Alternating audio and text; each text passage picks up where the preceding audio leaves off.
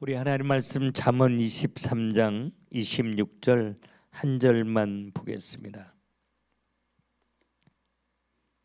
내 아들아 내 마음을 내게 주며 내 눈으로 내 길을 즐거워할지어다. 아멘.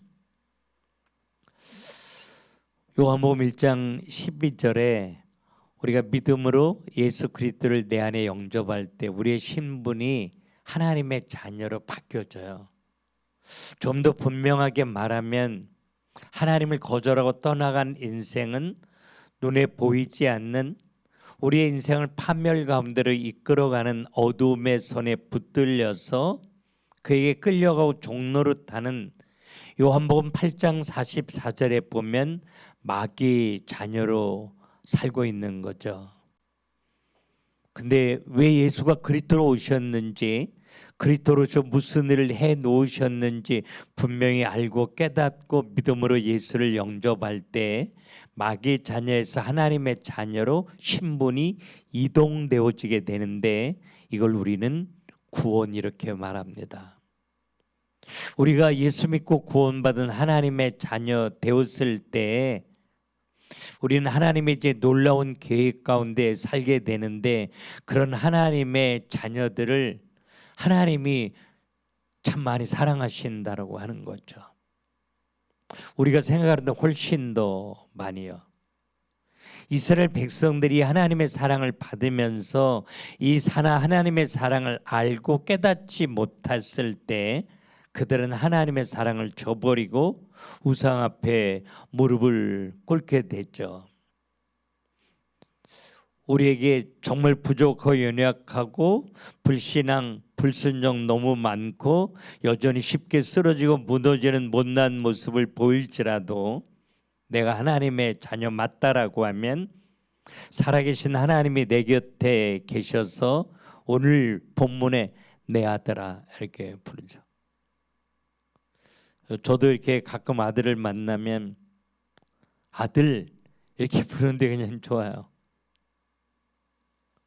언제나 부족하고 넘어져도 못난 모습 보여도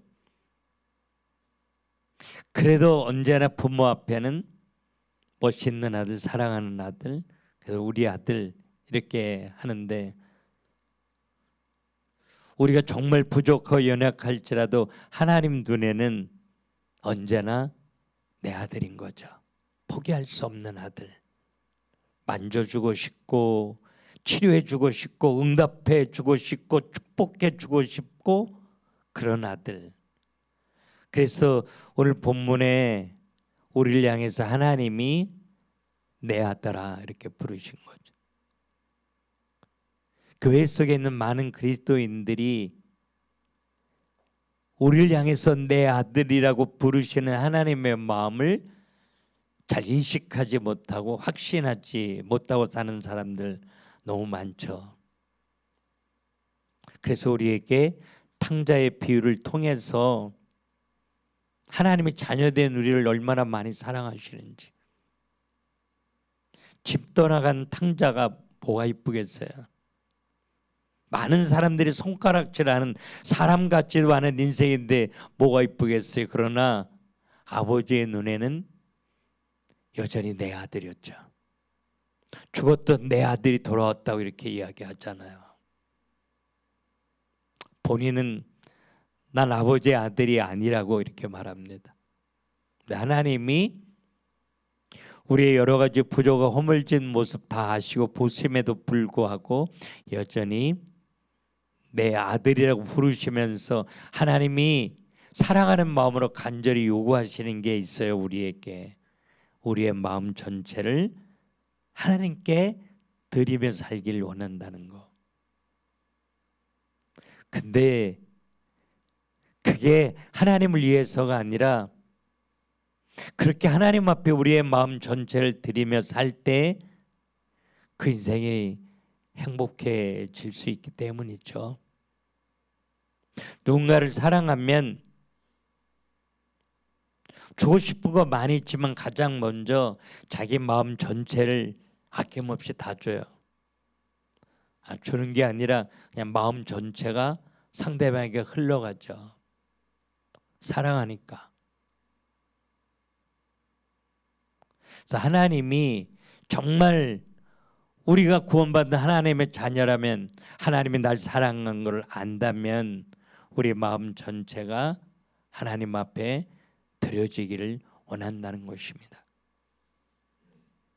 우리가 많은 것으로 헌신할지라도, 봉사할지라도, 전도할지라도 우리의 마음이 하나님께로 향하여 있지 않으면 하나님 앞엔 아무것도 아닌 거죠.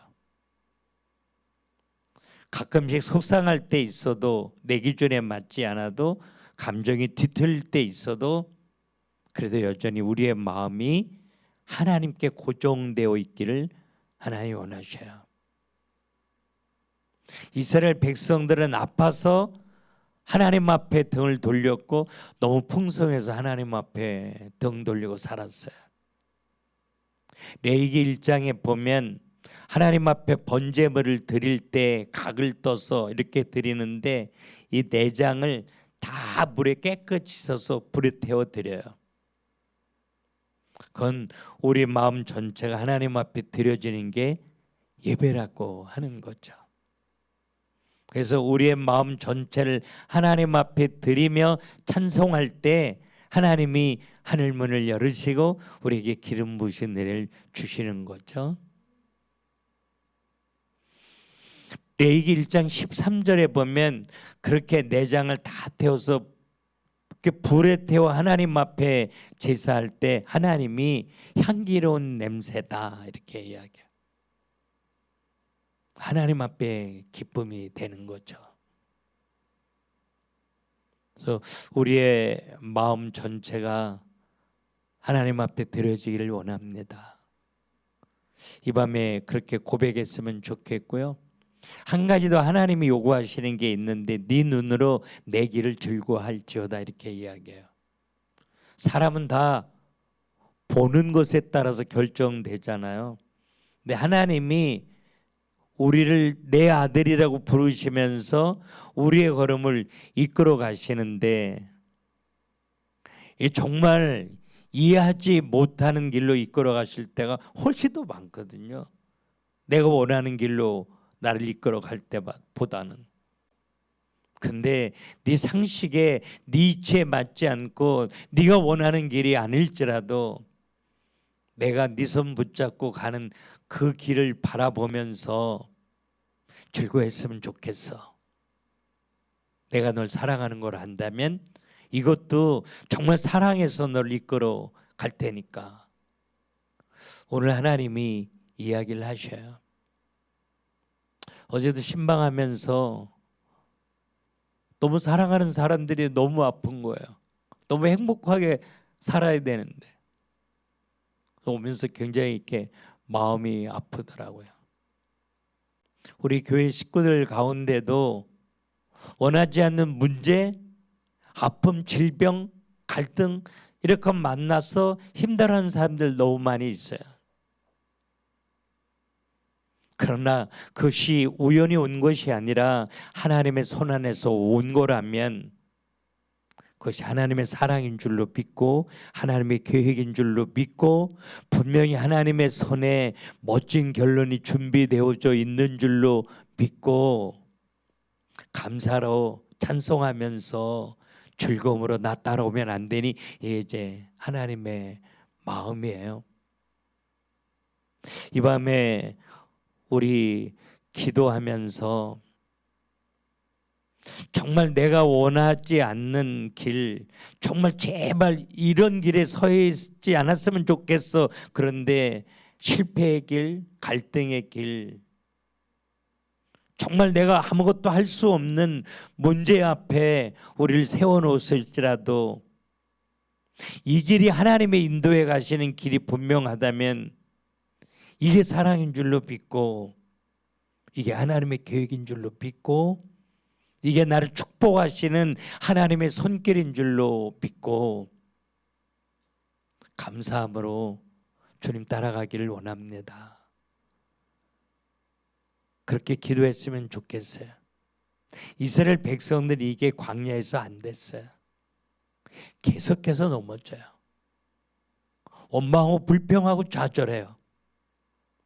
그런데 이게 되어졌을 때 가나안이 정복되거든요. 우리를 통해서 전도가 되어지고 누군가가 위로받고 살아나고 세상 살릴 수 있는 경제가 내 손에 정말 하나님의 은혜로 쥐어지기를 원한다라고 하면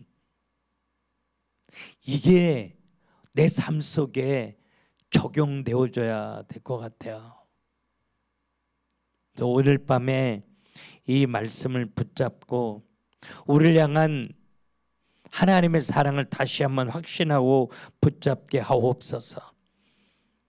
그래서 하나님이 우리를 어떻게 다루실지라도, 어떠한 길로 인도해 가실지라도, 어떠한 문제 앞에 세워놓으실지라도 그게 바로 하나님의 사랑임을 확신하고 바꾸어 주시는 하나님, 합력해서 선을 이루시는 그 하나님의 손길을 기대하면서 감사로 기도할 수 있도록 하나님 나에게 믿음을 더하여 주시옵소서.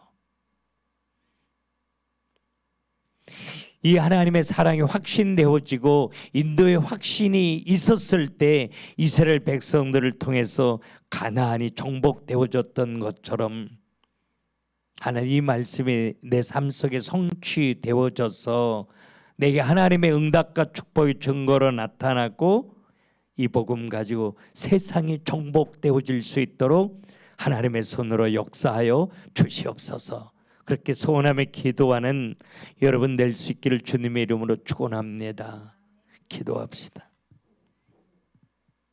하나님, 우리 너무 부족합니다. 우리 너무 연약합니다. 너무 쉽게 불신앙, 불순종, 분노, 혈기 우리 안에 여전히 너무 많이 있습니다. 그러나 이 밤에 예배하고 기도하면서 우리가 어떤 문제나 갈등 앞에 있을지라도, 실패나 좌절이나 질병 앞에 있을지라도 이 자리에 있도록 허락하시니가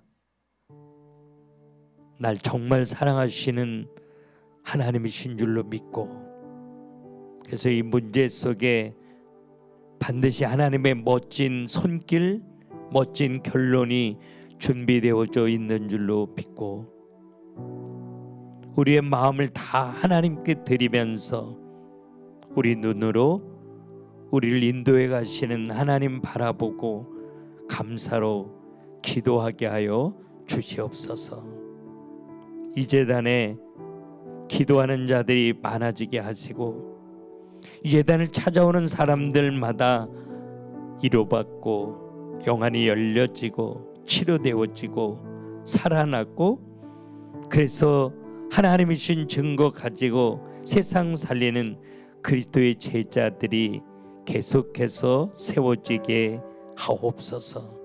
이 밤에 하늘문 열으시고 각 사람 머리 위에 성령의 은혜로 기름 부어 주시옵소서.